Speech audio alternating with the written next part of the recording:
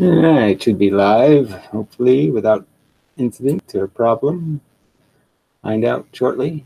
It should be live, hopefully, without. Sounds okay.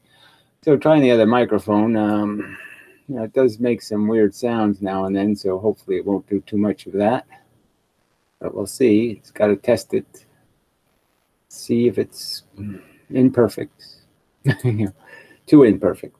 So anyway, I thought I would play this Richard Feynman video just because the guy brought it up, and I like to rub it in their noses, and it really doesn't help much. So I think I'll undo that. It really doesn't help much. Yeah, so bring this. I gotta figure out how to do this with better mouse clicks or something.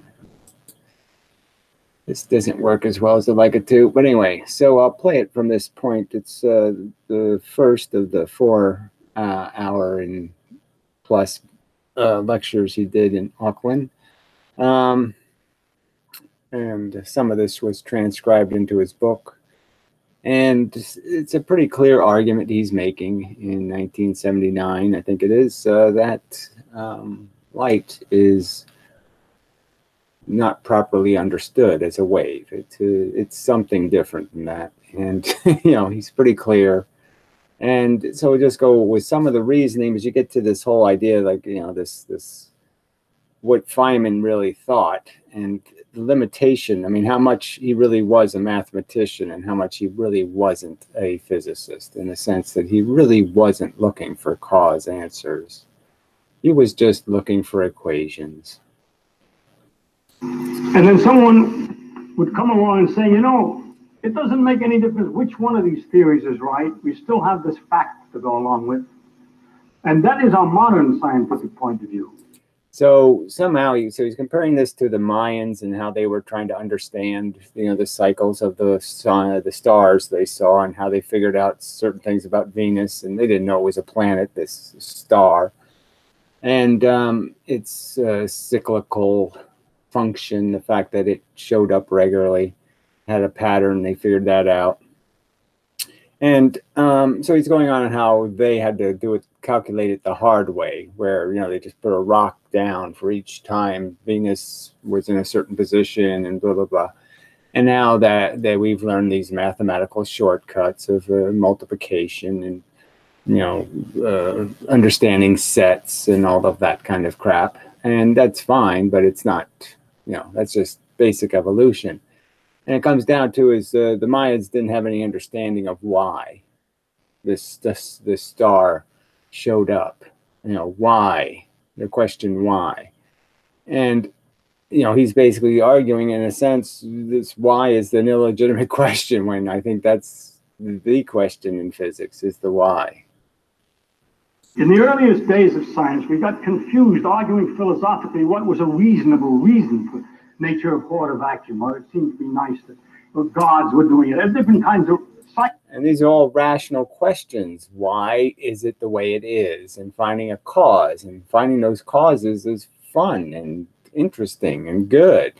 And having an explanation for why it happens, understanding why a certain temperature, the rubber on a tire gets soft and then it can fly off and blah, blah, blah. Why? So really, why volcanoes? It's really nice to know. So, this mocking of understanding the mechanism, again, it's a real flaw. I mean, I like Feynman as a person. He's funny. He's quirky, but to me, that's a huge flaw in his bullshit, because I think that's bullshit, because I think he wanted to know why. And he figured there were questions he couldn't answer, and therefore those were questions nobody could answer. And I think that's what it comes down to. Questions that he couldn't answer, he didn't think were much fun. Psychological reasons for thinking it probably is all right after you discovered what it was. These things were never useful for predicting what should happen next, and we soon learned not to make these arguments. Well, they are useful, so that's another part that's just a silly comment on his part. Understanding why is a huge shortcut. You don't have to monitor things anymore, because now you know the mechanism. You can see it coming. And I think it's just a silly remark. Understanding why gives you tremendous predictive power. Models are great. It's useless. It doesn't add anything. And so we're not going to make my imaginary Mayan arguments about the various gods that make the numbers. And so I'm left, if I'm a modern scientist, with a description of the situation. Right. So he's just basically saying, look, we see this probability thing happen. We can't figure out why. So we're just going to forget about why now. We're just going to do our probability math. And it's just a cop-out. If it was any other, if it was somebody else's subject, he'd be just as curious why they're not answering the question. What do you mean you gave up on figuring out why it happens? That's bullshit. He'd be calling bullshit if this was any other discipline but his own. All right. Now I prepared the audience. Used up all my time to prepare the audience. Doesn't make any difference. I will continue anyway, in spite of the fact I used up all the time, to describe the theory. And in describing it, I will first describe some part of it. The theory is the properties of light, electrons, and the interaction of light and electrons. Properties of light, properties of electrons, properties of the interaction of light and electrons. Let's understand that's what this subject is. This is about a force that affects electrons. And, you know, that's just important to understand. It isn't about protons or atoms or all this other stuff. It's really just about the interaction between a particular force, that is these gravitons, this force at a frequency, and how it affects electrons. It's all one theory. I cut it into 3 parts that way. And the first thing I'm going to start with is the properties of light. Okay? I'm going to tell you some of the properties of light, and I hope, if I can do it, to get to the key point, and then we'll continue in the following lectures to elaborate on it. First, I don't go through the history of the theory of light. It had various things. The first and most important thing I would say is that Newton found out that what we see as white light is a mixture of otherwise purer stuff that's easy to understand. If you understand how each of the parts works, you just put the mixture back together again. You know, this part's a little bit nothing. Okay, so he's just explaining that there's 3 primary colors. Those frequencies are the frequencies that add up to, in mixture, the other colors we see. And then you separate the light. They're a combination of percentages of that much frequency. In the prism, which is done automatically in Auckland, very often, as far as I can tell, in rainbows. And the various colors, if you would separate light in the prism and take out the parts that look, say, yellow, then you couldn't separate that any further in another prism. It just stayed yellow. That's called monochromatic light, light of one color. So I'm going to discuss all my phenomena for a while with light of one color because it's simpler. The first thing, Newton believed that light was a corpuscular thing and turned out to have very strange properties from that point of view. And it was. Let's understand, it has strange properties from any point of view, okay? In the sense that we can't aim it with any precision. You know, so here it is, this very precise thing, and yet we can't do anything precise with it. We can receive it from some precise location, but we can't really project it to a precise location, which is sort of an indication of part of why it has mystery around it, is that it's a very precise thing, and yet we can't throw it precisely. Then explained that many of these strange properties was because, in fact, it was a wave, which was wrong. Okay, so he says it because it was a wave, which is wrong, and he means it. He's not telling a joke here. He's saying it's not a wave. It turned out he was right. It was a particle. It is corpuscular. Okay, so it's quite direct. So yes, he's made other videos, like in one of this older video where he's sitting down talking about fun to imagine. He's talking about swimming pools with waves bouncing around them and how we have radio waves and cell phones and all this stuff bouncing around all the time in our little eyeball, blah, blah, blah. And he uses the word wave. I think he's just using the word wave because that's how people think about it. But I think he thinks about it as corpuscles. So I think this is his truer understanding than the 5-minute video, okay, where he's talking about the romantic sort of the almost philosophical way you can think about, whoa, all these forces moving around us, and the wooey way of talking about it, versus this is a lecture where he explicitly states in the lecture, I intend to not color this. I intend not to dumb this down for this audience. I intend to tell you the truth. The reason that he said it was corpuscular was based on an incorrect guess as to the behavior of waves. So I don't know why he went into this, but he's going based into Newton's logic about how waves would, around corners and blah, blah, blah, and how shadows would get ruined. And I think Newton was perfectly correct. So, but regardless, I won't argue the argument. And this argument was wrong, logically. But it turned out in the end that it was particles. Now, how I talk about how I know it's particles is this.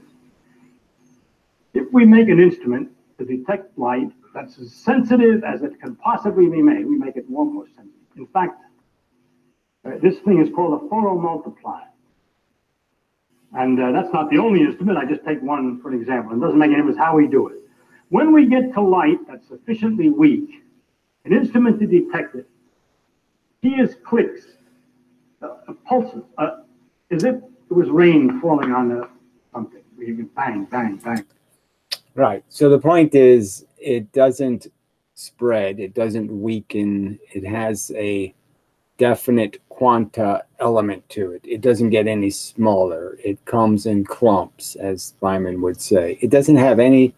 It doesn't have it. Whenever you detect a photon, it's not a waveton. It's always in a very real, hard, clumpy, consistent, always the same form. Nothing wavy about it. Nothing spread. Very precise, very complete. Nothing like a wave. When the light is bright, the rain goes bang, bang, bang, bang, bang. A lot of them. When the light is very dim, boom, boom, boom, boom. Small. These particular boom, booms and bang, bang, bangs and so forth.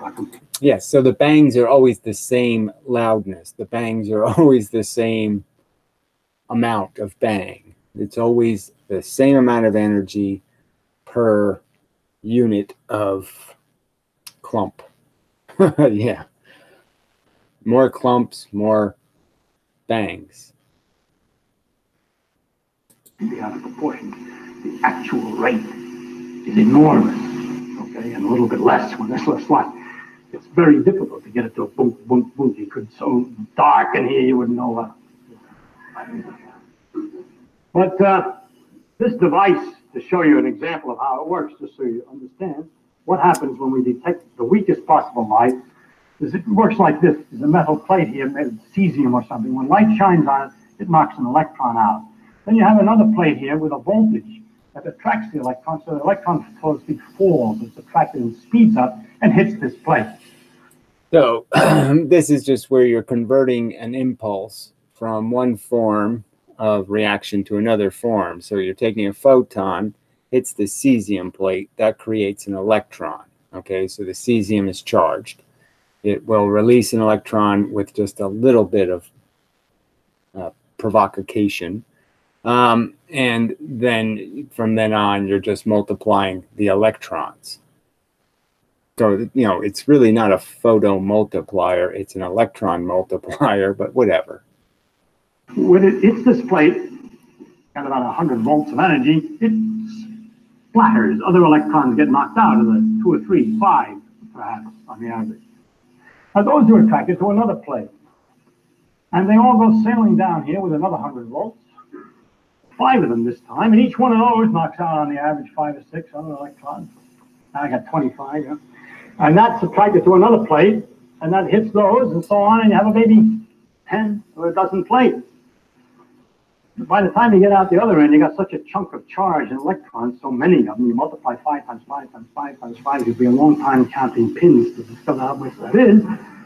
You get such a tremendous pulse that you can, the number of electrons high enough, it can go directly through circuits and so forth and turn on and off switches and do all kinds of things, make voltages, pins make noises too.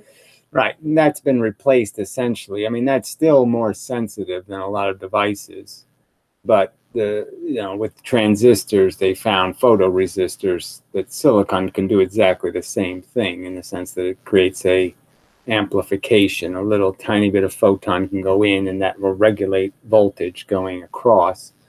And so one photon will give you 1 volt, and then 2 photons will give you 2 volts, and 3 photons, 4 volts, that kind of thing. Amplified. Now, what happens when we have a device like this and we put it in the dark? As it goes click, click, click, click, click, click, every once in a while, a light particle comes in, a photon. This is a particle in every sense. The experiments have all the right properties. So, it's pretty clear. It's a particle in every sense. You can't test it any other way than particle, particle, particle. Every test says particle, particle, particle, particle. As follows. And if you have a very weak light, then you have 1 or 2, and there's one of them every once in a while. If you put 2 cells out, and there's just a few of them coming, and it goes on one or the other. They don't go off together. They go off together, you got too many coming, and you can't resolve it. Yeah, so he's just pointing out that there's no wave front that can hit more than one place. The photon is all in one place, one location, always, never in 2 places at once. But if it's very weak, the particle is either here or there. And it comes in particle. I don't know how much I can emphasize this, especially. So I don't know how much I can emphasize this. This is the statement he's saying is kind of important. Like he doesn't know, he can't like exaggerate how much it's really important that you kind of understand it's not a wave, right? So he's not saying it as aggressively as I would, but he's saying it fairly aggressively. So let's not pretend he was a Huygens fan, because he wasn't. To young students who have learned its ways, it is particles in every way whenever you can detect it. It's unfortunate for us that we can see the light. I mean, it's unfortunate for us. So that was a little line about students. So I'll play that again just to be fair, so you heard it. It's where he says it's unfortunate that people learn this. There's one of them every once in a while. If you put 2 cells out, and there's just a few of them coming, and it goes on one or the other. They don't go off together. They go off together, you got too many coming, and you can't resolve it. But if it's very weak, the particle is either here or there. And it comes in particle. I don't know how much I can emphasize this, especially to young students who have learned its ways. It is particles in every way whenever you can detect it. It's unfortunate for us that we can see the light. I mean, it's unfortunate for us. No, not quite. If we were 10 times more sensitive to light, and in the dark, we would see that what we're seeing is little flashes, little tiny dips, dots of light. The nerve would go off, just like the photomultiplier, in spots. I don't think that would help us any, because we'd still not be able to fix the timing issue where our consciousness can't absorb information at the speed of light. So the fastness of the rapidity of the photons coming. I mean, right now you don't see an image at all at the same time. You see pieces of it at subtly different times. And that's composed by your brain into one moment. So it's, I don't think it would help that much. The point is, our eyes are manufactured to gain the most resolution with the least noise. So the fact that we don't see more is on purpose, because seeing more photons would mean we would see more noise tons, more of the photons that are scatter photons. So we would see more non-useful light in the daylight, and at night it might have an advantage, but we're asleep at night, so it doesn't. We don't need it. But the human eye is not quite that sensitive and takes 5 or 6 of these particles, photons, 5 or 6 photons to make one nerve fiber go off. So we're really saying it takes a ray of light. So it takes a persistent photon. So the word photon, again, is sort of a, we're stuck with this bad language. I would argue that a photon is at least 2 quantas of energy. And clearly you can have a set of photons, that is a number of them coming from the same location, in a ray. And that ray of light can be considered more than 1 photon, but it's hard to cut it down into what exactly 1 photon is. So every time it's measured, it's always really what you're measuring is 2 hits. And that's to my tipping point argument, that the electron has to be tipped. It has to be compressed by the first one and then compressed again by the second one before it pops back up. So the tendency would be for these little bits to hit, compress an electron, and the electron has time to pop back up, so it doesn't mean anything. But if 2 of them hit in a quick enough order, then it compresses the electron further into its magnetic tension with the other electrons. And when it bounces back far enough to be released from its bonds. And so there has to be a minimum amount of quickness between the hits for the electron to be completely compressed. If the hits come too slowly, we can't see it.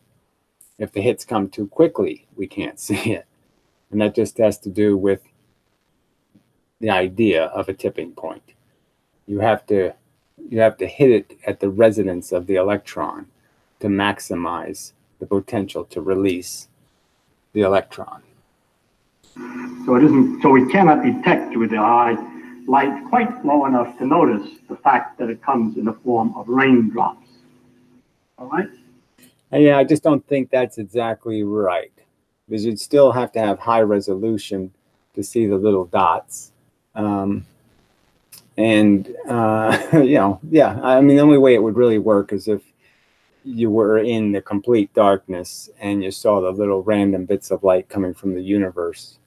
Then you would see these little things, you know.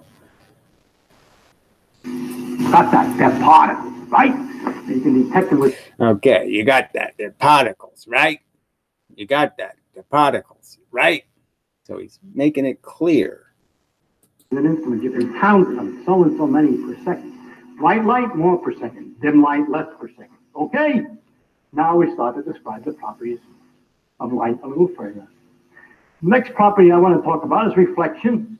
So we're going to go ahead and play this because in another 9 minutes or something, he re-emphasizes the fact that they're particles. So we'll play this because there's probably something in here that's interesting enough to comment on. From a glass surface or a water surface, I believe everybody knows that you can see the sun or the moon, let's say, in the sea, as it said. Reflections are a happy thing in art pictures. There's moonlight reflected from the water. You have a window. When you look through a window, you look at an example. Right back there's one. You look at a window, you can see through it, but also some reflection. Now already there's a problem, because the light that's reflected is not as intense as the light that's shining.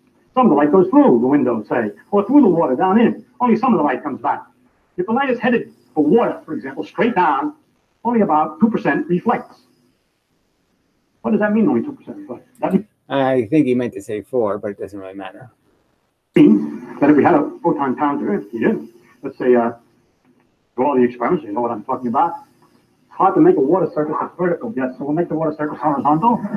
And light's coming down, and some of it's reflected, and we put a counter here to see one of those photo multiplier things, and we count the count. We know how much we should have got, but then we find what. How can it be partly reflected? Well, obviously, partly reflected could mean it could be by so many mechanisms. So this is kind of a funny part where, again, you can just see where he gave up way too soon. He's basically saying because we didn't think of a mechanism, or I didn't think of it, therefore there's no physical mechanism. When there are so many ways you could think about how the atoms are lining up and how you would end up with a system where from a certain timing position, you know, the clock of the atom has a cycle, and at only one position would be 12 o'clock, you know, so to speak. And so the surface atoms have an orientation, and that orientation is most of the atoms have this consistent orientation, but 2 out of 25 have to have this other orientation for the geometry to work. So I'm just saying you can come up with some reason why 2 out of 25 of the surface atoms aren't the same. When I forgot to say when I was talking about the particle, when you have light of a definite color, the energy that the first one knocks out is always the same. Each particle is the same strength. There's not half particles. It's a full photon. What you get is full photon. Which only if the light is dimmer. What does that mean? There are fewer of them, right? Simple. So of 100 that come down here, perhaps 4 now this way and 96 go through. What determines which 4? How does it, which one that's coming down of the 100 knows what to come back up? Right? So obviously you can understand it in 2 ways. You can understand that the atoms are changing through time so that they're in a different, like say if they have a point, you know, and they move, say they're a triangle and they move, that at any period of time, they're going to be in a different position. So your odds of hitting it at the speed of light means that it's going to move a certain amount between the photons. And at different wavelengths, you get different results, which indicates also that time might be the factor that matters. So that this is turning, and that there's only going to be a point for 1/25th of the time, I mean 2/25ths of the time or whatever, 1/25th of the time, there'll be a point that creates reflection. So the situation is that the phenomenon is probabilistic. It takes odds. It comes down here and has a 4% chance. 1 out of 25 trials. Huh? I think you know what odds are. If you have, for instance, a die, and you want to get a 1 and you roll it, well, it doesn't come out so often, but it comes out sometimes, 1 out of 6. Right, and we can completely understand why it does. So this is why this is sort of a bad example, because we know that a die isn't nature being probabilistic. We know that there will be a definite path the die takes that causes it to land in a certain position. We could slow motion video the entire process and understand exactly why it ended up the face it ended up with. So it's all constructible to the way it was thrown and the environment we cast it into, and it has enough, that environment has enough noise in it, enough interactions in it. There are enough interactions that we can't perceive at regular speed what's happening at all, so we think it's probabilistic. But it was certainly inevitable. If we set up the universe the same way when we're going to throw the dice again, we will get the same result. So in a sense, this analogy has nothing to do with his underlying theory. You can't use dice as an example because dice have no built-in probability. Their probability is completely circumstantial, completely dependent on the environment. And what that means, if you roll die 100 times, let's make it 600 times. If you roll a die 600 times, you might get 105 ones, or maybe 92 ones, or something like that, right? You get about 100. And if the numbers were bigger, the accuracy in percentage is bigger, not accurate. So if you have billions, 6 billion, no, not 6, but I got 125. 25 billion of these coming down, about 1 billion will come off. Okay? Now, let's see if the next feature is how can it be probabilistic? So again, now when he's saying this, this is his assertion is that it's probabilistic not for variable reasons, not for not environmental reasons. It's probabilistic for some underlying reason, as if the photon does roll dice itself, as if somehow the photon has access to a random generator, and the photon, separate from our physical universe, separate from the physical universe it's interacting with, it has access to some random number generator that tells it whether you're the 1 in 25. It picks lot numbers from some other place than the physical universe. There's no physical facts in the universe that dictate how the photon's going to land. The photon is actually pulling a number from some ticket dispenser, run by God. Obviously he doesn't think there's a God doing it, but I'm just saying. And he just believes that. There's no evidence that that's true. That the truth, what there is evidence of is the truth that we just don't see it. We can't see the walls. We can't see the stuff the photon is bouncing off of. We can't take a videotape like we can with a dice and watch what it's doing. But my argument would be is that the obvious answer is this circumstance. If we could do that, we would see it's a physical circumstance in this physical world here. The atoms on the walls that we're throwing the dice against are moving, and their movement is deciding what ticket that photon gets. It's not coming from anywhere else. The probability is entirely environmental.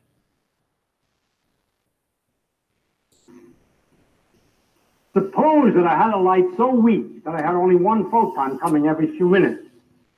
Will this counter go off, or will the one down here go off? 1 out of 25 times this one goes off. Which time? What determines that?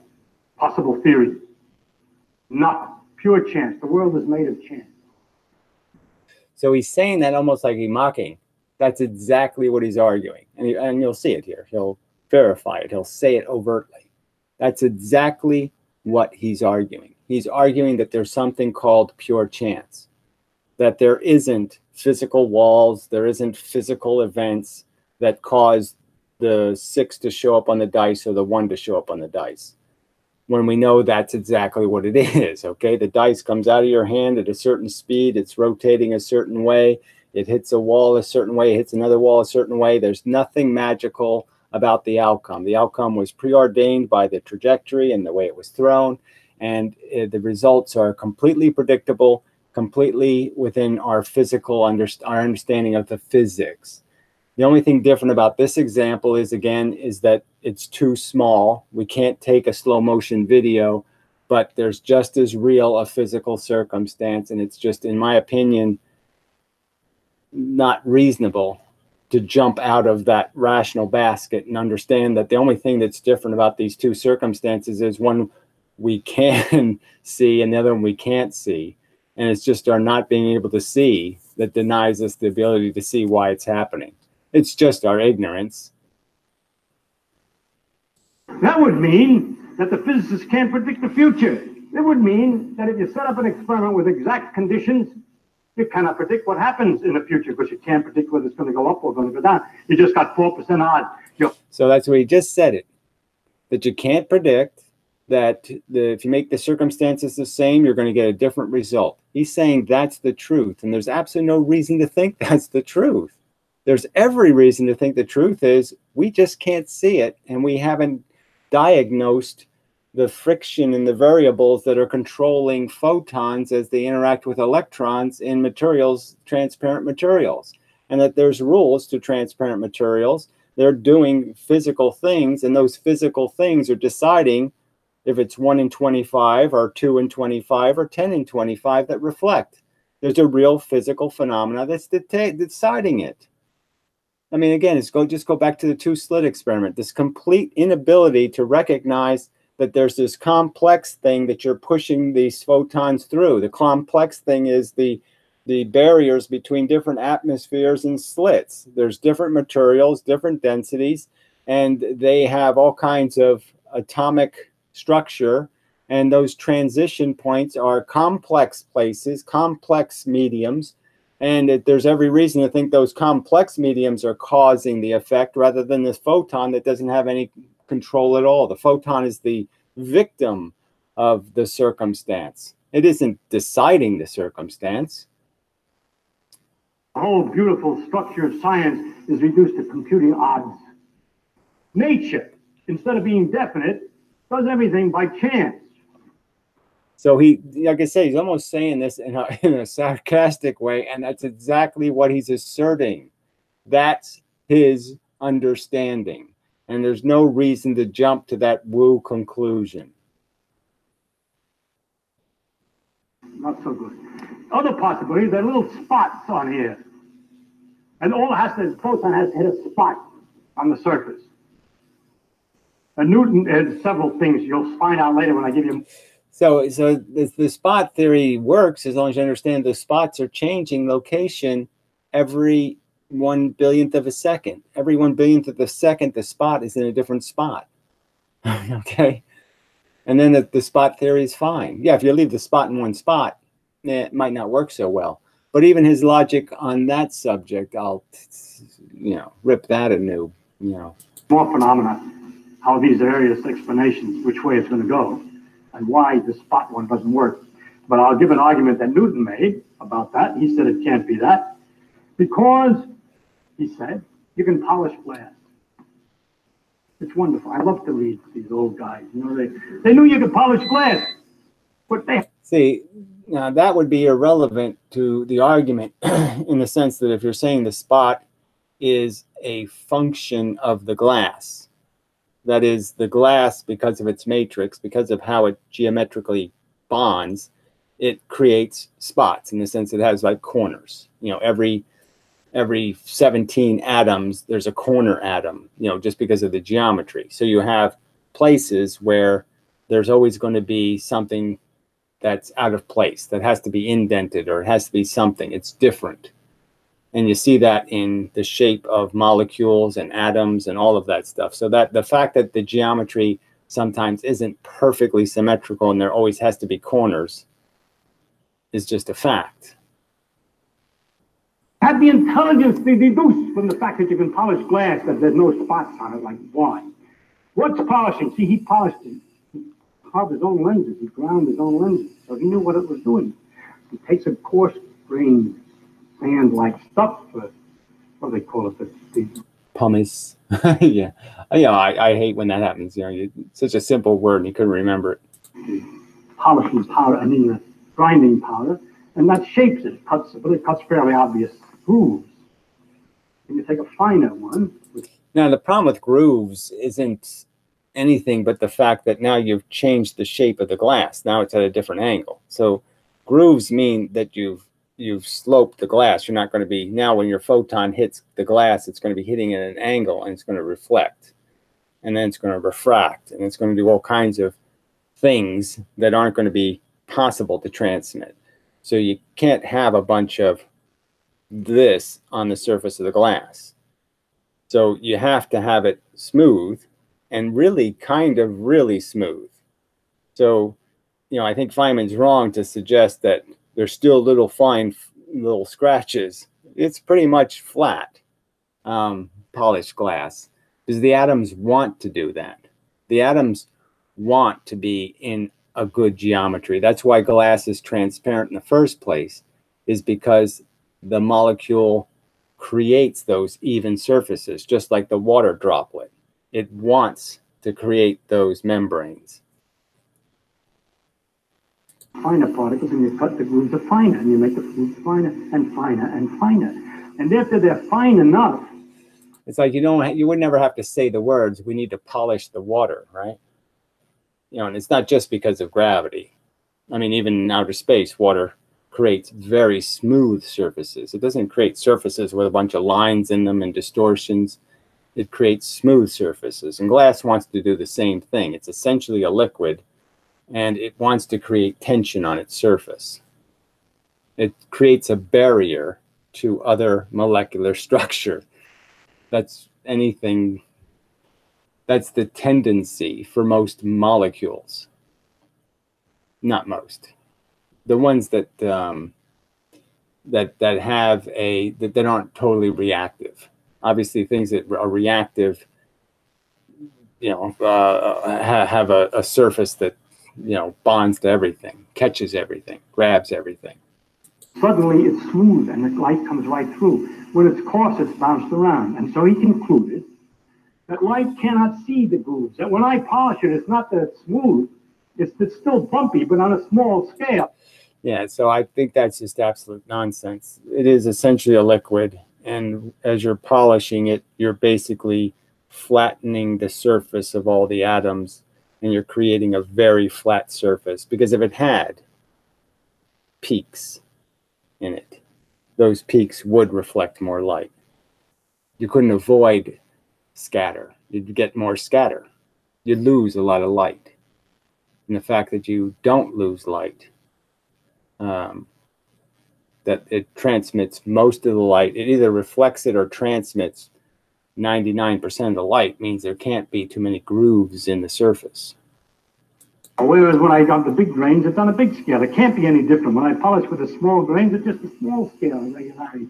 But somehow light doesn't see anything on a small. So again, he's saying, again, he's like I said, I just think it's wrong in the sense that I think polishing really does, at some point, it's as polished as it's going to get there, and it's flat, fundamentally flat. Scale, correct. All experiments have shown that this is absolutely not the right explanation. If it was, there'd be all kinds of ways of testing that. I told you we can measure down to 10 to the minus 15. Okay, so he was talking before about electrons and how they, I guess, measuring the mass of electrons, and he was so proud of how he had something to do with making this number another digit, and he got a Nobel Prize for it or some other kind of bullshit, you know, theoretically predicting. And so, yes, they are able to tell this incredibly small thing, this little tiny, we can tell whether, we can tell how far your eyes are from your chin when you're standing on the moon, and, you know, blah, blah, blah. You know, this is where the exaggeration is just such a problem in physics, because the scales are completely different, and we have no capacity to do that with molecularly or with photons. We can't do it with one individual thing. We can only measure with this precision in general ways. We can never do it explicitly to one molecule. We can't do it. So we have a proof that's based on what happens as an average. We don't have a proof based on what happens on an individual scale. And the whole point here is to find out what's happening to the individual photon. You can't diagnose the cause as a generality by seeing what happens to a billion photons. The only way you're going to find the cause is to try to understand what's happening to each individual photon. And we have no ability to do that. We can't shoot photons with any precision at all. That's the whole point of this argument. If we could shoot photons, if we could aim them right through the double slit experiment. We could shoot them right through every little piece of the slit, and we could find out where every single photon goes. We could explicitly aim them and put them right where we want them. We can't do that. So even something as big as a 1 millimeter thick slit, we can't reliably aim a photon through it. We can't shoot a photon through that big a slit with any certainty that where it went. We have no ability to do that. Centimeters and so forth, and that what would happen would be you'd be able to find some area to focus very carefully. I mean, as one photon. We can't shoot a single photon. Yeah, we can shoot a laser beam, but we can't cut that laser beam down, make it finer and finer and finer. It's always a scatter gun. It's always a shotgun. It'll always shoot a blob. It won't shoot one photon in one location for us. We can't make a photon rifle. Only shotguns. Right, so that the reflection coefficient would be higher than. See, so this argument is kind of nonsense. He's sort of arguing that we could figure out where to shoot the photons and we could just shoot them all at that spot and go right through all the time and then never have any reflection if we just shot through that one spot. We can't do that. So we can't do this test. If we could, then we could resolve this whole issue. We could end this whole argument. If we could do that, if we could do that experiment, we could actually shoot a photon onto one of these little tiny spots, supposed spots. If we could actually do this proof, then we could prove the whole slit experiment stuff. We could resolve it once and for all, but we can't. That's the problem. So he was totally wrong to imply we have proof that this theory can't work. And this is the thinness of these debunking arguments that Feynman's kind of famous for, unfortunately, because he did the same thing to Lesage gravity, where he talked about the drag issue, and he didn't have any mathematics proving how much drag there was. He didn't do anything. He just says, if you're running in the rain, more rain hits you in the face. But you're not running in the rain. You're running in a medium that moves the speed of light. So your movement is so tiny compared to the speed of light. Why don't you give me the calculation that demonstrates how much difference it would make between the amount of rain that's going to hit you going 3 million meters per second in one direction and the amount that's going to hit you going 2,999,999.99999999999 meters per second. Yeah, you're not going to be able to even measure the difference in the rain. You're not going to be able to catch it in a bucket and measure it by volume. It's going to be so minimal. 1 in 25 because you happen to be near the place where there was a spot. Can't do it. No matter what you do, it's 1 in 25. Yeah, so no matter what you do, it's 1 in 25. The spot theory. So one theory, and probably, if I spent a couple of days thinking about different ways, I could probably come up with at least, let's say, 20 or 30 possible physical explanations. None of those have been tested. So he takes one spot theory that Newton thought of, that says, yes, Newton disposed of it, I'll dispose of it, therefore I have disposed of all physical explanations. And it's just, it shows a clear bias. He doesn't want to believe there's the answer is there to be found, because he's decided if it was there to be found, he would have found it. And so he's just concluded, oh no, it must be the random probability clouds. Other possibility, the light that's coming down here, the photons are doing, like football. And they spin. And depending upon whether they hit with the nose point or with the flat point, depends on whether they bounce back. In other words, something inside the photon is determining which way it goes.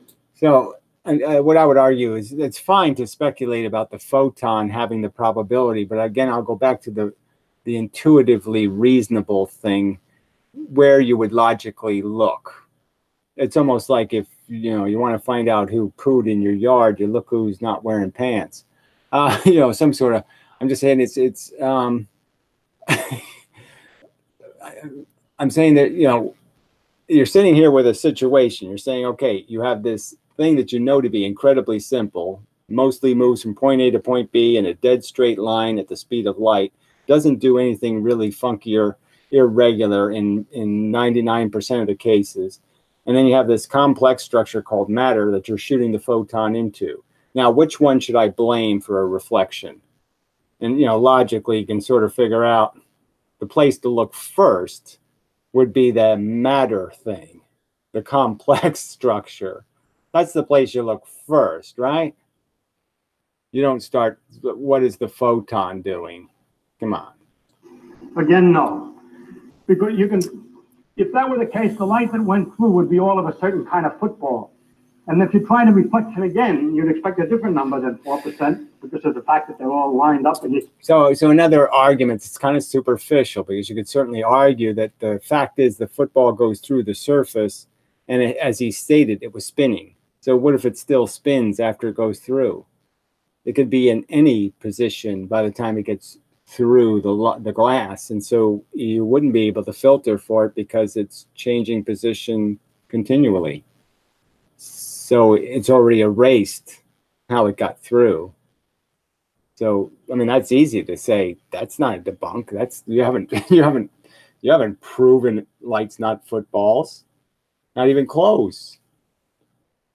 I'm just saying this is what they do. They do these superficial debunks, say we've finished the conversation, we've closed the door, okay? We're saying it is this, and all the other explanations are impossible, and we've proved them all wrong. They haven't proved any of them wrong. They haven't done any of this, and it's just, it's really bad science, in my opinion. Can't line light up. You can't fiddle around up here by any kind of filtering that'll change that percentage. All the lights, photons, are identical if they're the same color as in one color. You can. See, that's it. If they're the same color. So again, there's nothing you can do except, yeah, there is something you can do. And the fact is, polarization does matter. So you can filter it and change the result. You can filter for polarization and you can change its frequency and you'll get different numbers. They're all identical and they behave with 4%. Are we therefore reduced to this horror that physics has got reduced not to these wonderful predictions, but to probabilities? Yes, we have. There, he just said it. So are we reduced to it, just probabilities? Is that it? That's all we got? We can't explain any causes and effects, and we're just going to have to accept the universe is wooey, and it does wooey things. And he just said it overtly. Yeah, that's what I believe. And I say he believes it for no good reason. He gave up for no good reason. He gave up on physical explanations for no good reason except, I'm Richard Feynman, I didn't think of it, so I don't want to bother with it. Light that's coming down here, the photons are doing, like football. And they spin. And depending upon whether they hit with the nose point or with the flat point, depends on whether they bounce back. In other words, something inside the photon is determining which way it goes. Again, no. Because you can, if that were the case, the light that went through would be all of a certain kind of football. And if you try the reflection again, you'd expect a different number than 4% because of the fact that they're all lined up, and you can't line light up. You can't fiddle around up here by any kind of filtering that'll change that percentage. All the lights, photons, are identical if they're the same color as in one color. They're all identical and they behave with 4%. Are we therefore reduced to this horror that physics has got reduced not to these wonderful predictions, but to probabilities? Yes, we have. That's the situation today. In spite of the fact that philosophers have said it is a necessary requirement for science that setting up an experiment exactly similar will produce results exactly the same the second time. Not at all. 1 out of 25, it goes up, and sometimes. All right, so he calls that philosophy, when again, that's sort of a deduction made from everything we observe, okay? It's basically saying there's no God, there's no fairy godmothers, there's no woo mechanisms. And so, yes, if I set up a circumstance exactly the same, I put this in exactly the same position, it'll hit exactly the same position on the ground each time when it falls. If the circumstances, the wind's the same, everything's in the same place, the same thing will happen. And that's perfectly consistent with what we see in all the experiments we do where we can actually do that, where we can actually control enough of the variables. When we can control the variables, we can make it happen. You can do it with flipping a coin. You know, if you're a little bit talented, you can do certain mechanisms with how you flip the coin where you can increase dramatically how often it will land tails or heads. You can control it because you can have knowledge of what's making it happen, what circumstances are causing the effect. So this, again, this is just such a bold statement for kind of an extraordinary claim that in spite of what we see, there really are gremlins, random number generating gremlins in the universe, separate from the physical mechanical structure that are controlling the universe. I mean, it's a pretty bold, almost religious statement. And everybody just pretends this Feynman guy is so serious. And in my opinion, this was not very serious. This was not very good science.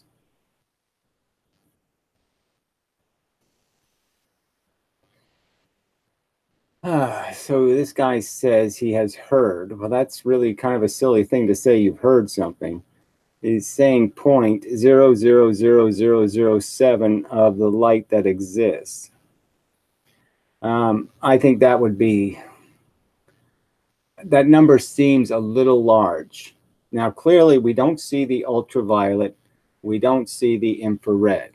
And that's at least half the light energy around us, at least more than half. So let's say the visible photons that are in the atmosphere we can sense around us. Let's say only 25% of them are visible light, 10%. Yes, now we can only see, we can't see any of all the scatter photons I was talking about before, the ones that are little tiny rays of light, little broken pieces of light. We don't get to see those. But I'm just saying that's a huge number. Let's put it this way. If we were in competition with a photo detector, photo multiplier, that number is probably accurate. That a photo multiplier with an iris is, with its eye open as much as ours, with as much energy hitting its plate, it has as much energy, much exposure to the environment as our eye provides our retina. That number is probably correct, but I don't know if it makes you really understand anything, because most of those photons aren't informational. So I'm just saying we're not being shielded from where the information value is. The resolution in infrared is really pitiful. That's that's why they're it's not a better way to take pictures. Ultraviolet's precise, but it burns everything you shoot it at, so it's a little harsh to use as a way of seeing. But clearly it has higher resolution. But I'm just saying that obviously we're designed over billions of years of evolution, millions, hundreds of millions of years of evolution. Our eye has been developed to be able to secrete information.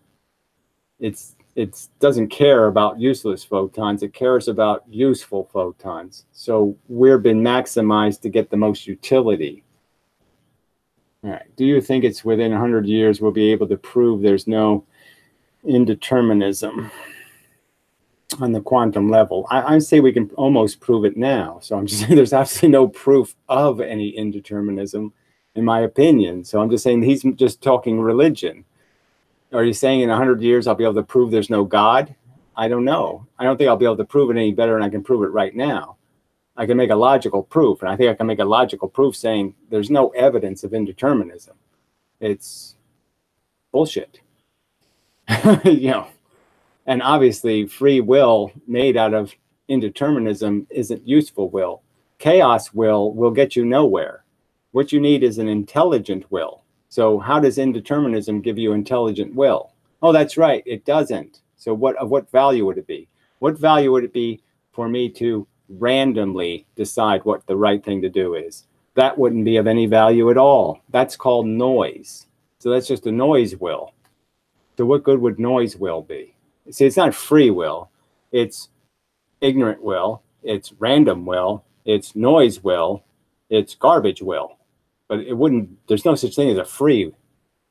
Free is an idiotic word. Okay, Gary, what are your thoughts to putting math to your theory? Again, there's already 10 million tons of math. I don't what math do I have? I've already pointed out how I don't need to redo the gravitation theories. I don't need to redo even Maxwell's. I mean, there is some parts that I would like to redo. In the sense of that I think I can better quantize the energy relationship between photons and electrons. But again, it's going to be such a minor amount of difference that I don't know if it's going to be worth the amount of time it's going to take to do the work to figure out how to put it in their calculus. But it's just, I don't see why it's important. I'm not disputing the effects. I'm disputing their definition of causes. Damn. P.S. I think 100 years quantum mechanics will be obsolete.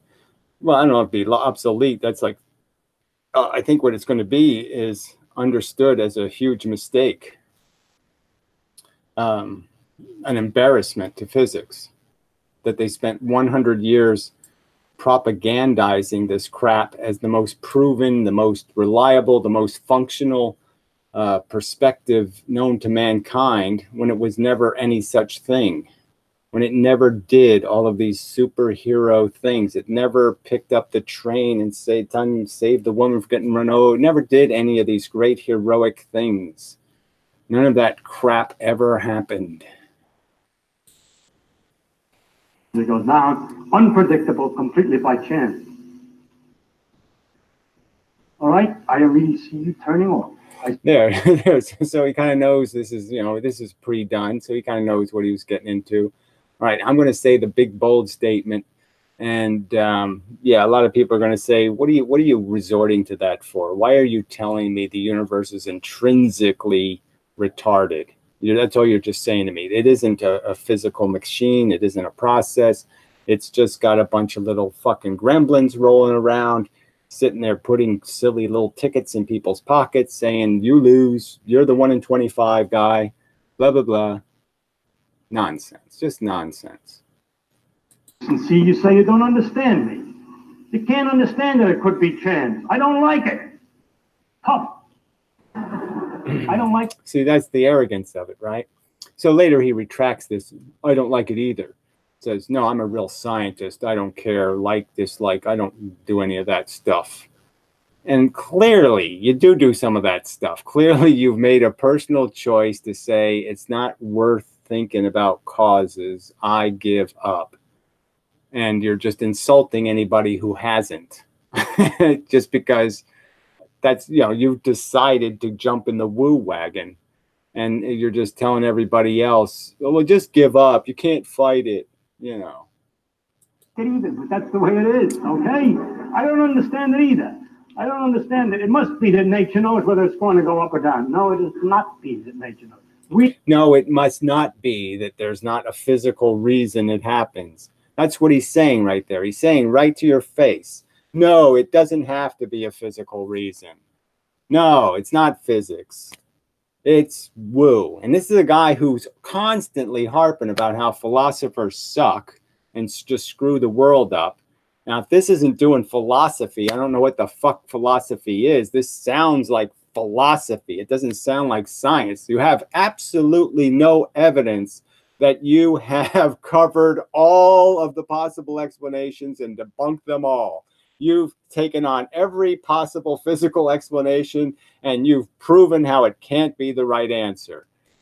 And that's essentially what he's sitting here saying. He's basically saying, yes, we have done all the experiments, we've thought about all the possibilities, and it just can't be done in any kind of normal physical way. And that means he spent a couple of weeks thinking about it, couldn't come up with an answer, and he said, if Richard Feynman can't figure it out, nobody can. And that's all he's saying. We are not to tell nature what she's going to be. So again, that's back to the Bohr comment with Einstein. Einstein says God doesn't play dice with the universe, and Bohr comes back with, don't tell God what to do. Stop telling God what to do. I mean, this sounds like philosophy and religion to me. Don't tell nature. I'm not telling nature. I'm just saying that everything we've been able to test, everything in the testable range, everything not, that you don't need a double microscope to see. When we do any experiment in the real world, in real physics, it comes up with the same result, which is there's always a definable cause. No ghosts, no need for the random gremlins to screw the thing up.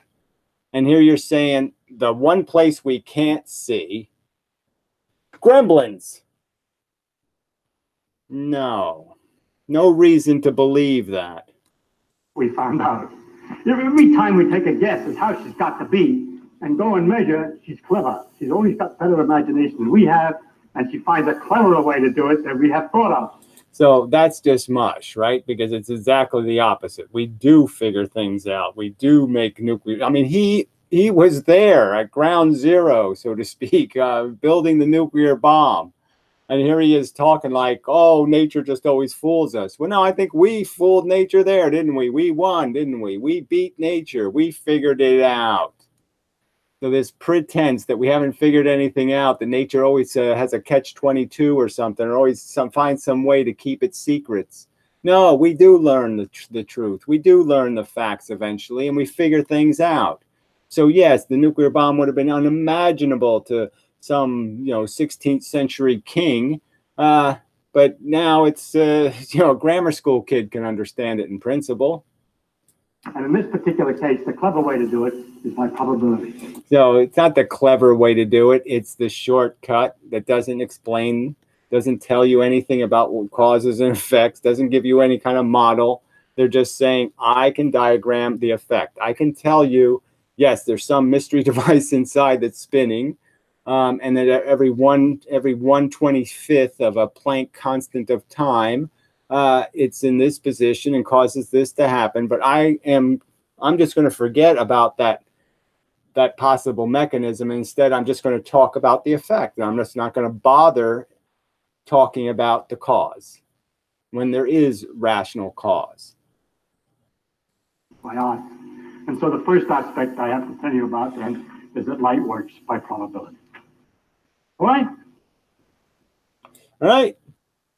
So again, I'll go with him on the light is a corpuscle, but yes, light works on probability. No, the relationship between electrons and protons is based on circumstance. And electrons have a variable circumstance.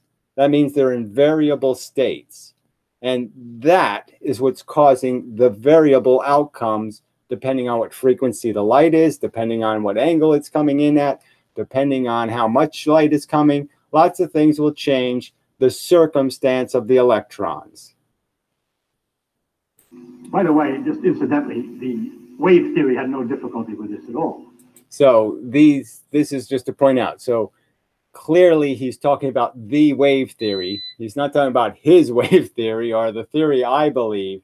He's talking about, the Muslims have no problem with this. He's not talking about his religion. Because what happened was the waves of something are coming down here, and they shake, and they just keep going, but some of them bounce back, something like a sandbar sometimes partially reflects the waves in the sea. So some of the energy went back, but the waves don't operate this thing. By the way, when you turn the... So waves don't operate this thing. So again, he's just making another point. This isn't waves. Photons aren't waves, okay? And you can see the way he described it. He goes, this wave thing, he has no respect for wave interference as a way of understanding. So he's clearly not in any kind of Huygens wave interference is the cause of the pattern. He's clearly saying the pattern is caused by something else, and it's something generic to an indeterminate universe. Right on. This might go off at any moment. You don't have to wait for a certain length of time. Of course, there's odds that it goes off at any instant, but it could accidentally go off the moment you open the slit. See, this part, I don't even know why he said this, but this was really stupid. I mean, obviously, it can't go off unless you're sending signal.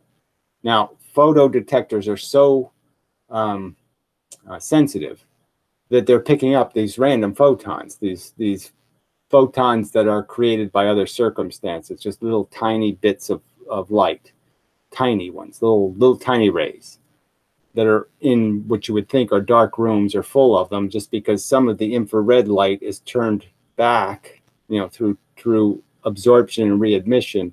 Some of the infrared light is being turned into visible photons. It's just so few, and they don't have any durability. They're not coming at a rate. Usually to make photons at a rate, you have to pump it with electricity, or you have to pump it with some kind of constant force.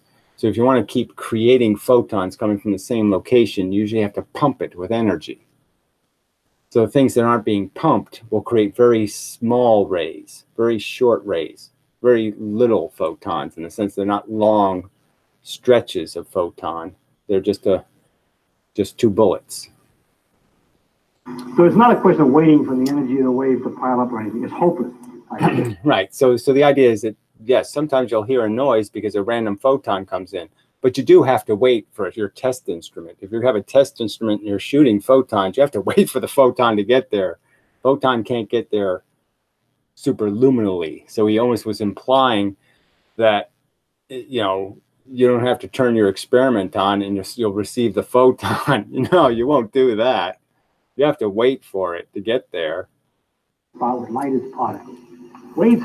There he goes. So light is particles. Light is particles. He says it again, covertly. That we have thought of. And in this particular case, the clever way to do it is by probability, by odds. And so the first aspect I have to tell you about then is that light works by probability. All right? By the way, just incidentally, the wave theory had no difficulty with this at all. Because what happened would be like the waves or something are coming down here and they shake and they just keep going, but some of them bounce back. Something like a sandbar sometimes partially reflects the waves in the sea. So he's talking about a submerged sandbar.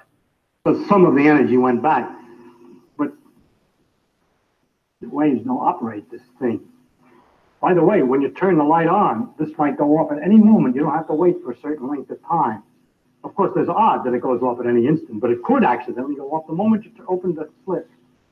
See, that's the nutty part. That's just, there's no evidence whatsoever that you don't have to wait for you to turn on the experiment, that the experiment has to already be on when you turn the photo detector on.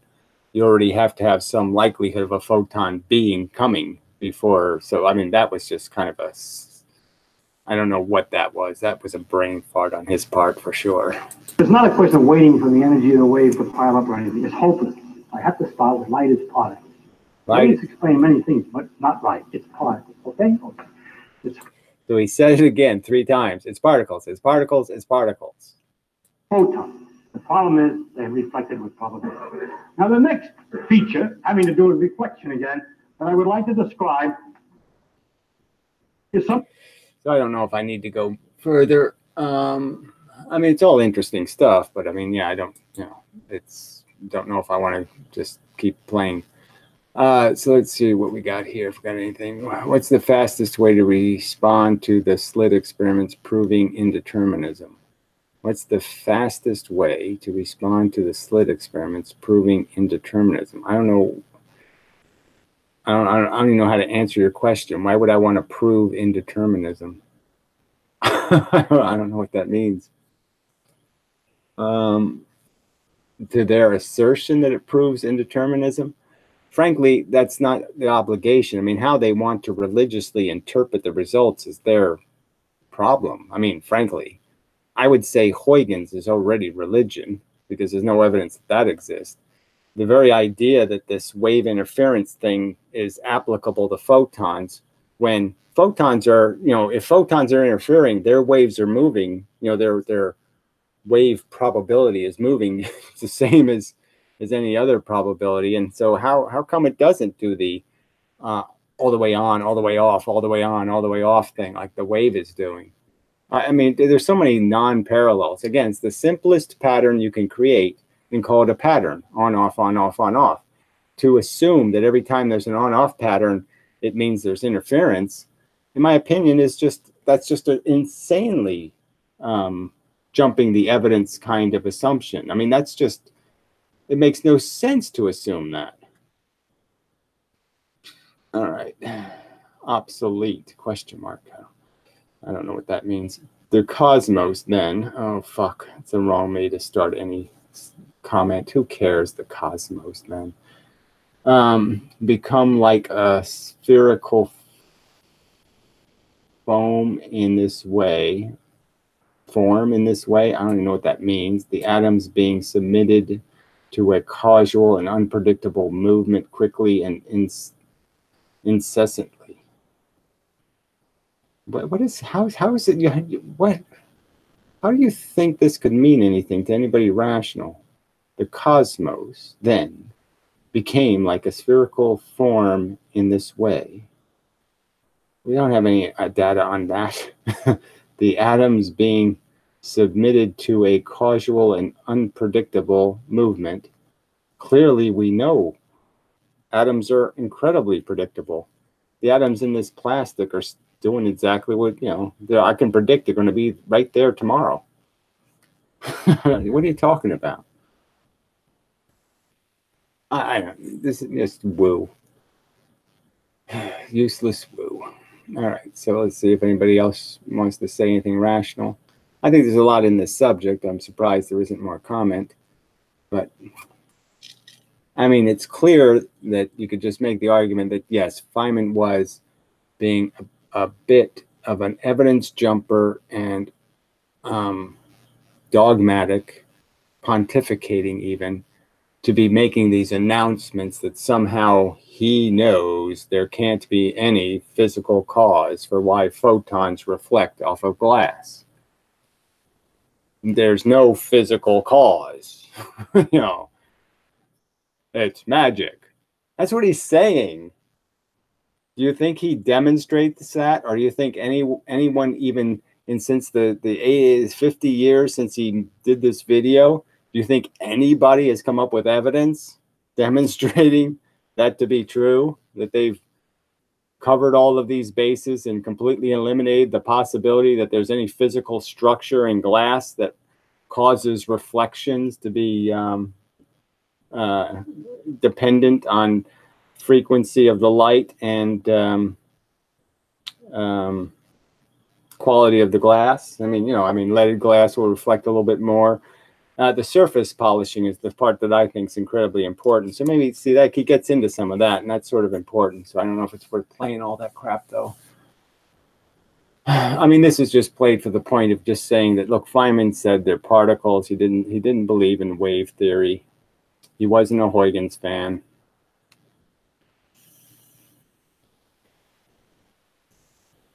The weird thing is, I was looking up some more of the relativity math just to find if I could find where Einstein derived the equation. And oh, Einstein's math is so convoluted; it's just insane. But the funny thing is he was relying on Huygens, Einstein, and Huygens assumed light slows down in mediums, and so in a sense, Einstein's almost saying light slows down. Which, I mean, he's almost agreeing with that postulate.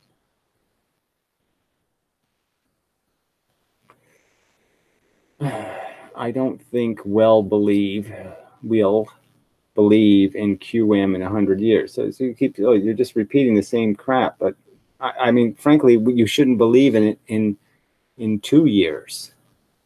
Because I'm giving you a perfectly rational alternative. You don't need to believe in this woo. There's a perfectly rational force explanation. Explains all the forces, unifies them, turns the entire universe into the checkerboard Feynman admitted. There's another clip from I think this lecture where, in the third one or so, where Feynman says, look, the universe could be a checkerboard. The Q&A in this video, he almost admits that, yes, there could be a simple answer. I just don't have it now, and this is the best we have now, that kind of excuse.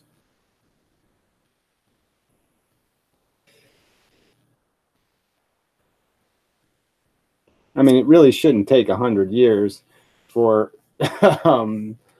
my discovered truth to be realized by somebody reasonable.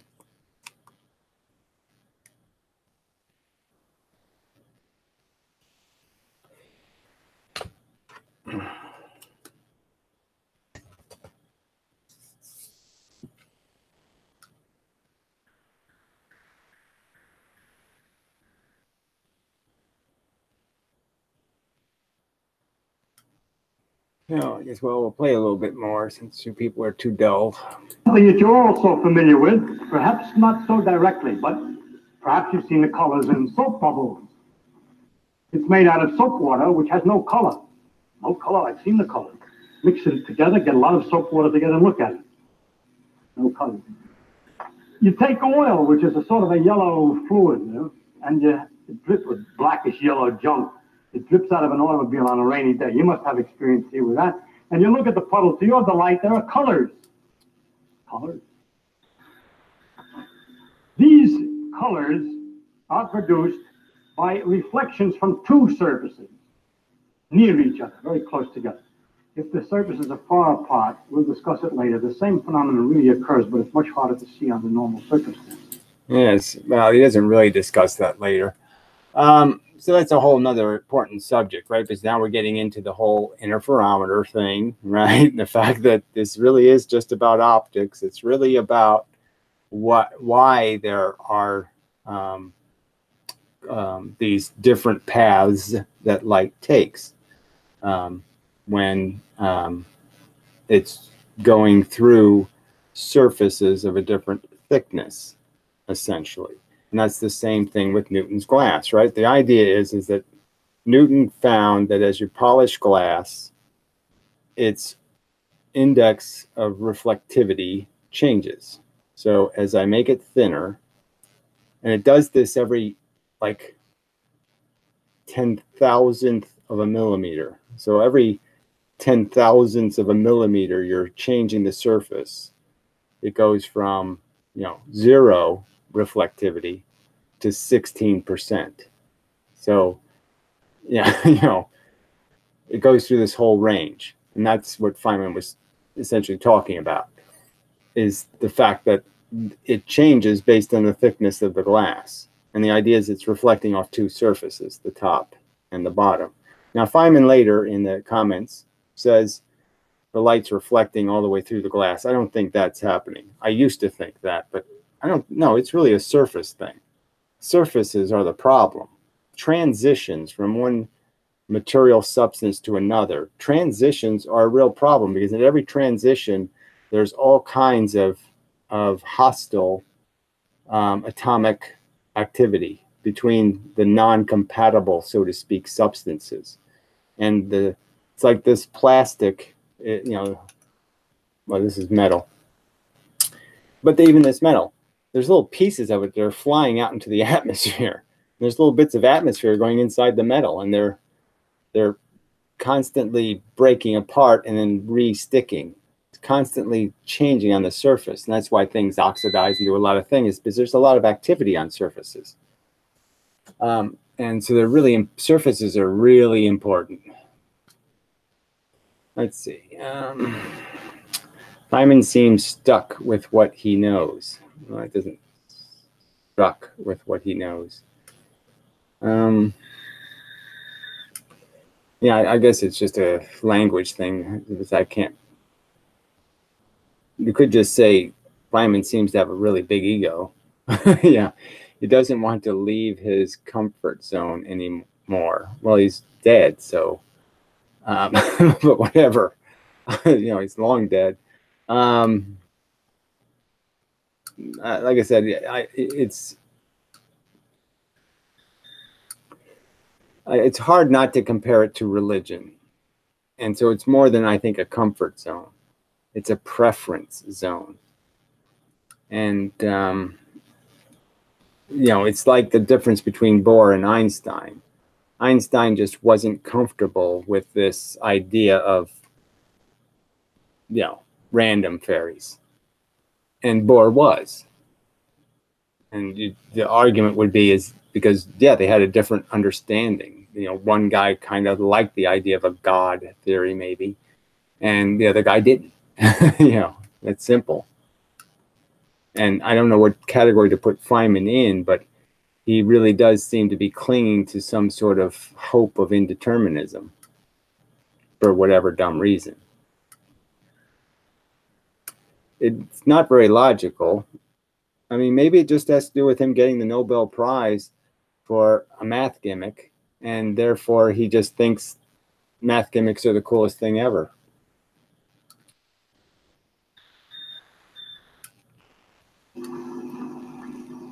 What happens there is that in a soap bubble, for example, there's a layer of water. And so we have two surfaces at some distance from one another. So, and then the photon can either come down here and reflect right away, or it can come down this way and reflect from back there. Okay? Now, as it turns out, it's about the same percent. If it's just water between air and air, it's about the same 1 in 25 both times. What's the color? If I'm going to do it with monochromatic light, a light of one color, what can you see in colors? What you see on an oil film, on a mud puddle. So he should have just said, look, when I said colors, I was talking about white light. So I wasn't talking about doing monochromatic light, because now he's confusing the subjects. Because obviously when you do it with monochromatic light, you don't get colors. You just get on and off patterns. Or in a soap bubble, when you use light of exactly one color, it's not colors, but bands, bright and dark bands. So again, we're back to the slit experiments. It's all related, clearly. I mean, all of these things are related, and they all really have to do with surfaces. All right, either plowing through a transparent surface or running next to a surface.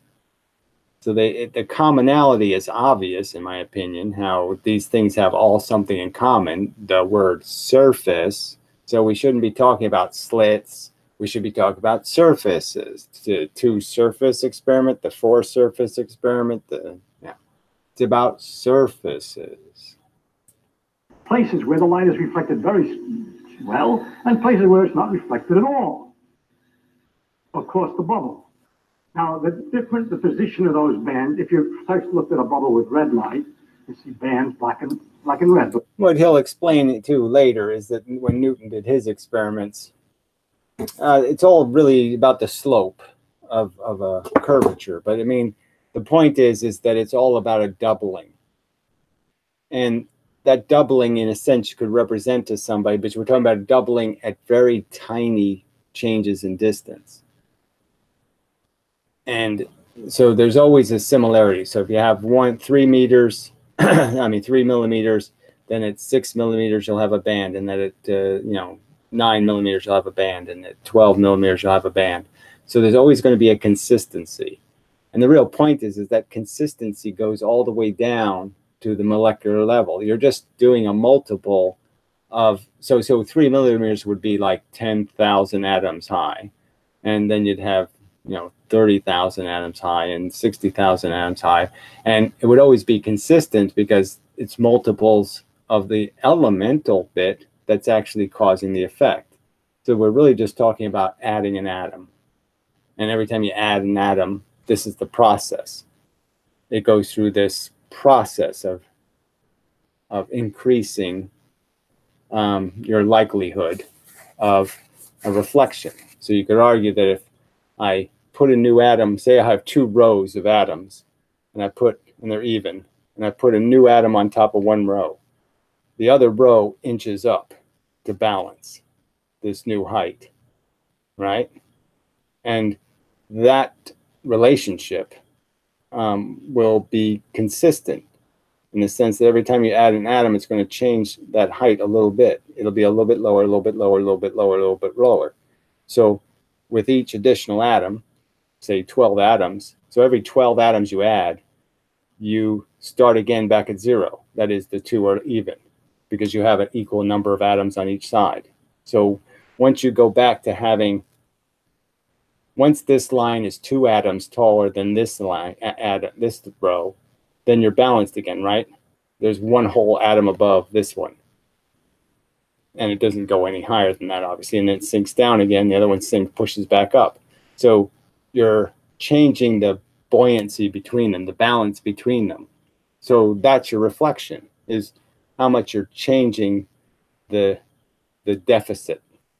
So there's a tiny undulation on the surface. And what changes as you add atoms or remove atoms is the balance between those 2 undulating surfaces. I mean, it's more I should draw a picture of it and all that crap, but I'm just saying that's a perfectly reasonable explanation. Might not be right, but it reasonably answers why it cycles, and it cycles through very tiny distances as well as very big distances. So you can multiply the tiny thing, and the multiples are all proportional and consistent. Black and red bands all over. You look at it with blue light, you also see blue and white, blue and black bands. But the pattern is not the same. They're displaced from where the red ones were. And so when you have both red and blue, you get purple and red and black and purple and so on. Now, if you add to that yellow with its pattern and so forth, you get all these colors mixing, okay? So we're going to simplify experimentally, as Newton did, and look at these this reflection. What Newton... So essentially, you could argue that when oil is on top of water, what it's probably doing is it's very thin at the top and it gets thicker and thicker and thicker as it goes down the sides. And it's the change in that thickness that's causing a change in reflection. But it's really just refraction. So it isn't exactly the same as, it's not a conversation about reflecting off the surface. It's more a conversation about the distance you're refracting through.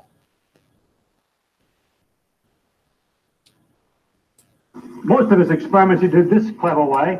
He had a beautiful curved piece of glass, which was a lens, and a flat piece, and put them next to each other. And then this was only a very slight curvature. And so he had this gap between the two. And when he shone light this way and looked at reflected light, which, depending on where you looked, see, this is a cross-section of the lens, which is more completely like that. There is some reflection here, which is irrelevant at the moment. There's another glass plate down here. When he looked in different places, the light came down all over. And he looked in different places. He was looking at cases that corresponded to reflection with one gap or another gap between the sides. And when he looked at this with monochromatic light, looked down on it, since it was a circular, a spherical lens, he saw in what I call bands in the soap bubble, but more organized, he saw rings called Newton's rings, with a black area starting and then red. If it was red light, he was using. Right. So, and the rings are being created by the sections that would be off and on. So, as you, like I said, as he pointed out, this was a very slight slope, not a large slope. And with the change in the slope, you're changing the reflective index and changing it to 0. And then you go to a strong reflective index and then 0. But it really has to do with how thick this is, has to do with how the second reflection refracts before it reflects. And that's the thickness of the bands of the light. I think so. Anyway, I don't want to get into that. See, but I'm just saying it is optics. And this is really important subject that's been underdeveloped by everybody, in the sense that this is what physics, they ought to have, you know, Professor Lewin ought to have to spend an hour, okay, doing a lecture on just these kind of subjects. And obviously, I think it would take more than one, because these are all, like I said, you can see the relationship. These are all interactions with surfaces. And these ringed patterns are created. They're just like the pattern in the famous interferometers. And, you know, understanding the optical reason for them is really important, because there's obviously nothing interfering as the explanation. In black, red. Yeah, clearly. Nothing obvious. There's no obvious point of interference. There's no obvious point where you said, oh, a photon turned into two wave functions and interfered with itself and then created a pattern. There's no obvious mechanism doing that here. And so how can you say you have the same pattern, and then when you have the pattern in another example, you don't come to the obvious deduction that it's got to be a similar mechanism that's causing it? I mean, it's not reasonable not to first see if you can explain it with the same cause and effect mechanism. Okay, well, we're not getting any comments, so see how many people are here and whether it's worth hanging around or not. 17 really isn't a bad number. So a little disappointing, but whatever. How long have I been in here anyway? Maybe it's enough time anyway. I think it would say that somewhere convenient for me to access. I guess you would think. Let's see if it says it here anywhere. Minus 135. That doesn't say anything. I have to reload it. I'm not going to reload it just to find out. Hell with that. And such. So let's see if there's any more comments. Give you a couple minutes and then we'll get out of here.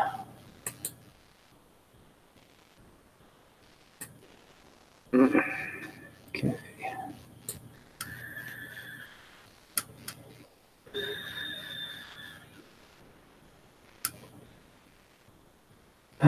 have a real cigarette. Ugh. Drink all my drink.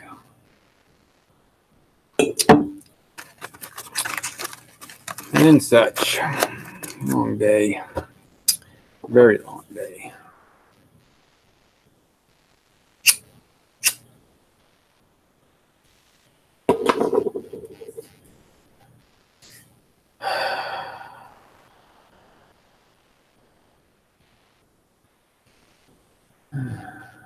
Very nice. Anyway.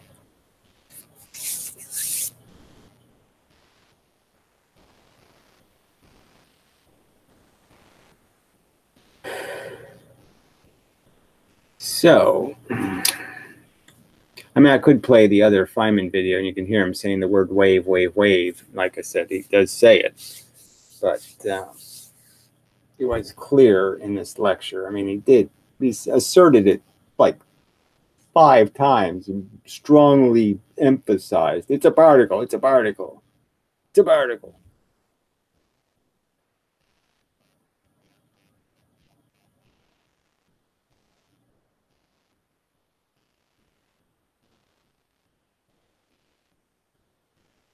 But I'd argue that this is pretty bad, right? This is essentially one of the fathers of quantum mechanics. And there's some pretty sloppy reasoning going on here. I mean, you have to concede he's jumping the evidence. You know, to draw this conclusion, it must be random fairies. You know, that's a pretty assertive, bold statement. When there's just no way he can say he has proven it can't be a physical explanation. He just hasn't. They always do this. They do this with the hidden variable argument in the Einstein relativity stuff and the entanglement stuff. And they keep saying like somehow they've proven it can't be a hidden variable. It's just like, no, you haven't. You know, it's just an assertion. There's no proof.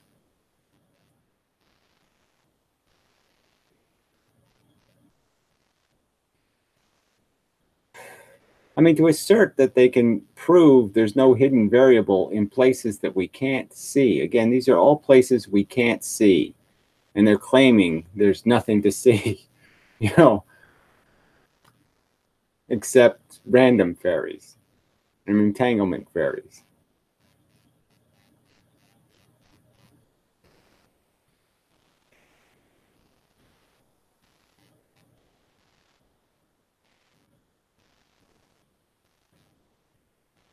No, whatever, 60-second warning.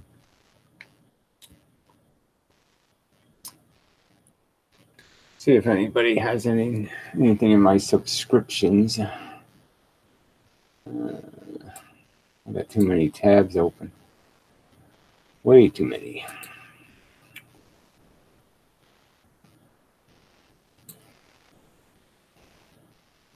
Yeah, it seems like these Professor Lewin videos are almost unwatchable now.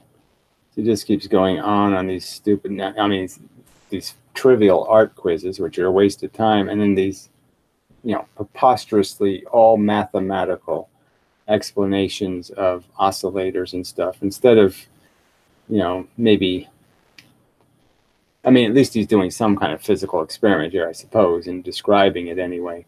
But I just mean, why don't you get to the physical reasons for the mathematical relationships? Why don't you show in the mathematics where the physics is, where this is the physics part? Like, you know, it's kind of like Einstein's theory, you know, and even the you know, where they take the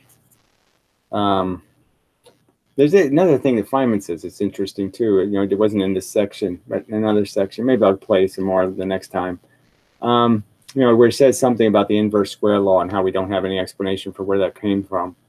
And it's so funny to me because the inverse square law is such a natural byproduct of anything spherical creating radiation. So anything that creates radiation and rays automatically creates the inverse square law. You know, the rays diverge, and the divergence is the inverse square law.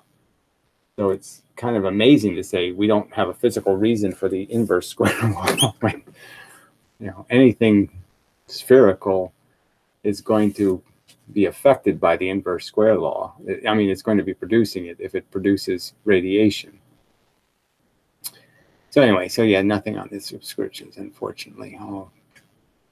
All uninteresting, boring stuff. I did listen to David's videos, and like I said, I like David, but I don't think much of his theories. But anyway, so yeah, nothing there. What was the other thing I wanted to get to? I was talking about it, and I've lost it now. Before the inverse square law thing popped into my head, I was thinking about something. Yeah, well, you people won't help me at all, right? Somebody remember what I was going to talk about?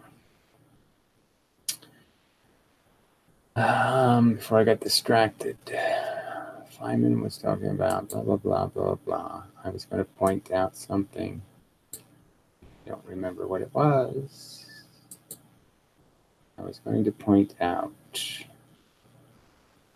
It appears that I've lost it. All right, well, you're spared the argument. Probably was a great argument. That's something, some mechanical thing. Let's see.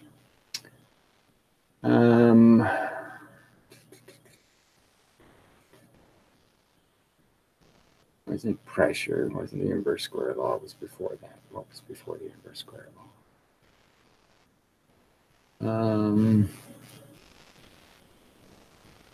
Oh, Einstein. And okay, yes. And so you have this thing where you take Newton's force equation for gravity, and then you derive that into an equation to understand how velocity against gravity functions. So how much bend there is to the initial orbit. So they have an equation that basically will tell you how much bending there is, either for an orbit or an escape. Either way, you'll get an equation. What changes in the equation is that's that 4 thing, 4 versus the 2. So in Newton's math, it's 2. Well, in normal math for any accelerating body except a photon, it's 2 gm, and so that's basically doubling the mass, right? So the stupid mindless guy said something like in one of his comments, "It's only doubling the constant." So he doesn't even understand that the 2 gm means you're doubling the mass, not just the constant. Okay. So it's a huge change in the equation, right? I mean, doubling the mass of the sun is, you could sort of understand, would radically change an equation. It's like impossible not to create a radical change in the equation when you double the mass of the sun. So clearly photons are being given a huge change in physical reality in terms of how they function. All right, so the catch is what they do is they change the r to a regular r, no r squared, and the velocity is squared. All right, and to understand that, that's because of the same effect, really, because velocity has the same effect essentially as the r squared thing. That is, it proportionally has more effect. So the faster you go, the more effect your velocity has, 4 times the effect. So if you're having a car accident at 10 miles an hour, you can understand the car accident at 40 miles an hour isn't like 4 10-mile-an-hour crashes. It's a whole level, like 16 times worse than the crash at 10 miles an hour. So it's a multiple, much larger multiple of energy and intensity. So, and the same things happen with velocity. That's why it's squared. It's recognizing the fact that the faster your velocity, the less and less effect, because you're making the number bigger.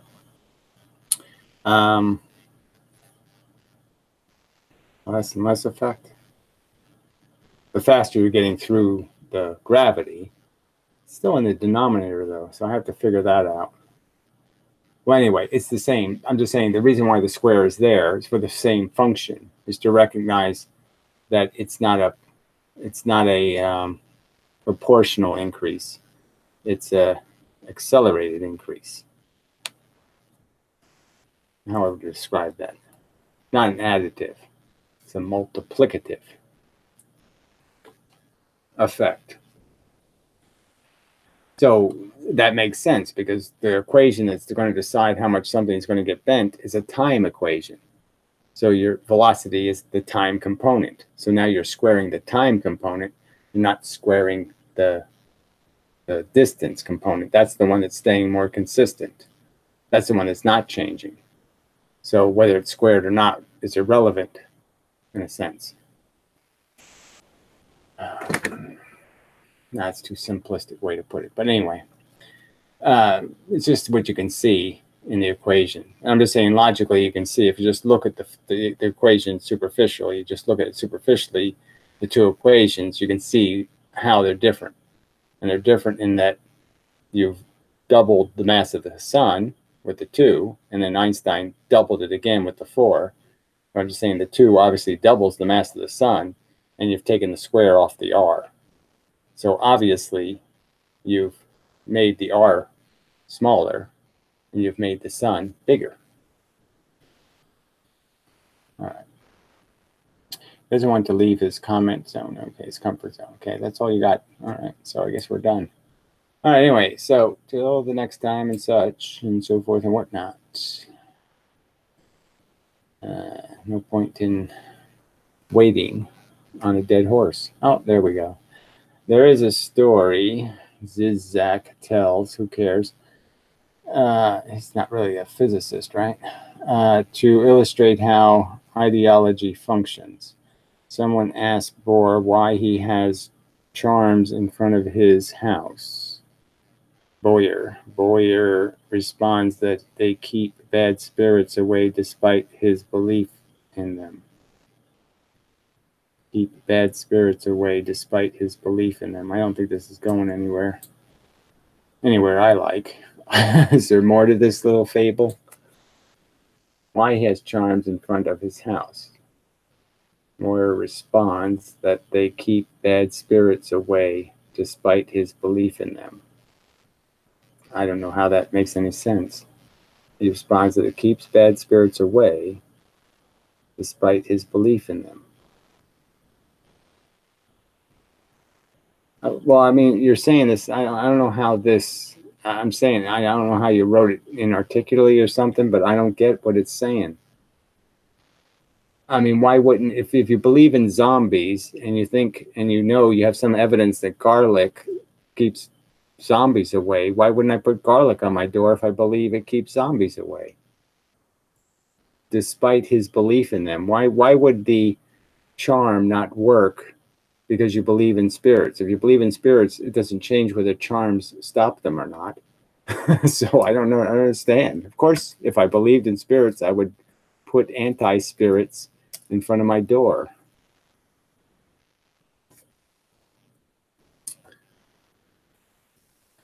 Sorry, I'm not getting the exactly part here at all.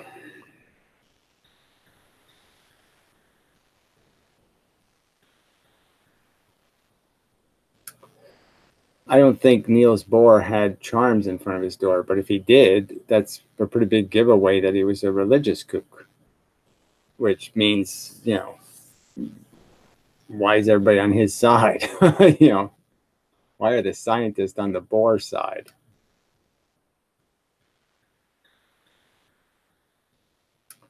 He claims to not, but he does. So I guess you meant to say it keeps bad spirits away despite I don't believe in them. Even though I don't believe in them, I put the charms there anyway. Is that what you're saying?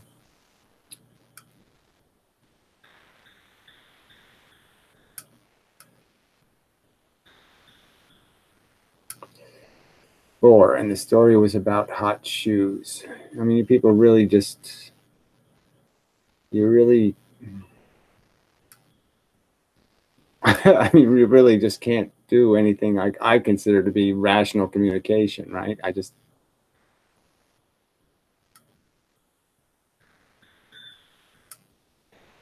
hot shoes. Just don't know what the hell you could be talking about.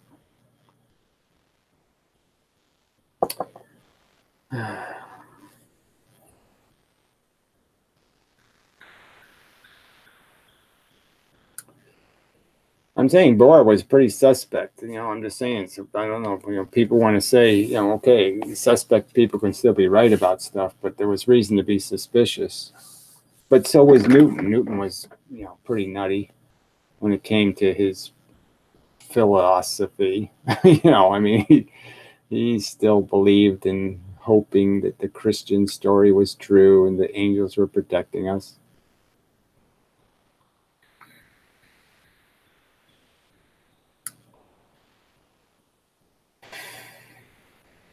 Horseshoes. Oh, sorry. Hot shoes. I didn't know what that was. Horseshoes. He joked that they were lucky whether you believed in them or not.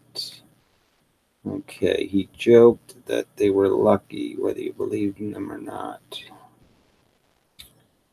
Yeah, well, whatever. I mean, obviously, it's just, it's just running away from the robot universe. I mean, I guess Bohr was smart enough to realize if determinism is true, we're just robots running moronic, idiotic programs, blah, blah, blah.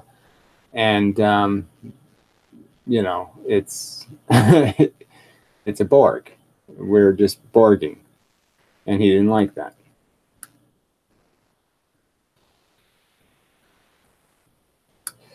Einstein, on the other hand, was perfectly comfortable with recognizing that we're just subjective, conditioned little monsters, little need machines, and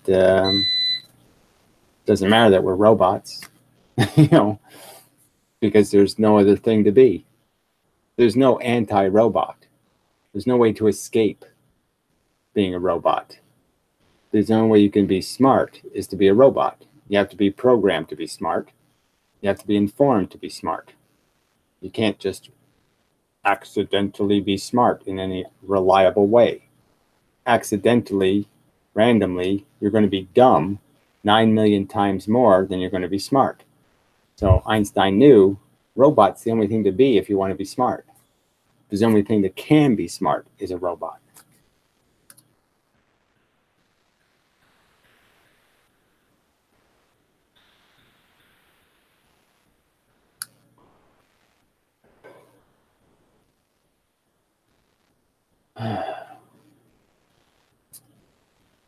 I mean, quite obviously, you can't be free of an education and be smart. You can't do it. Can't happen.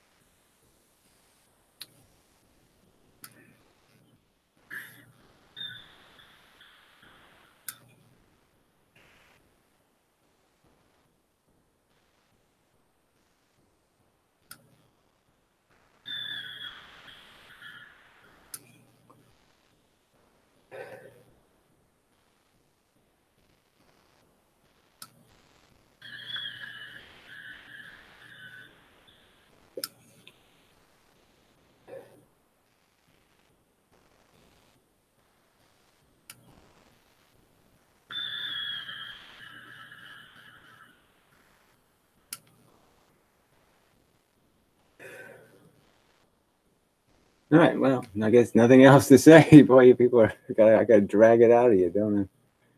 60-second warning again. Make a perfectly good, rational, philosophical point, which I don't like, but I point out how we're robots and the only thing that can be smart is a robot. I have nothing to say to that. Pretty insightful, in my opinion. I might be the first person to make that connection, to make that point. That the only thing to be is you want to be a robot. Because only robots can be smart.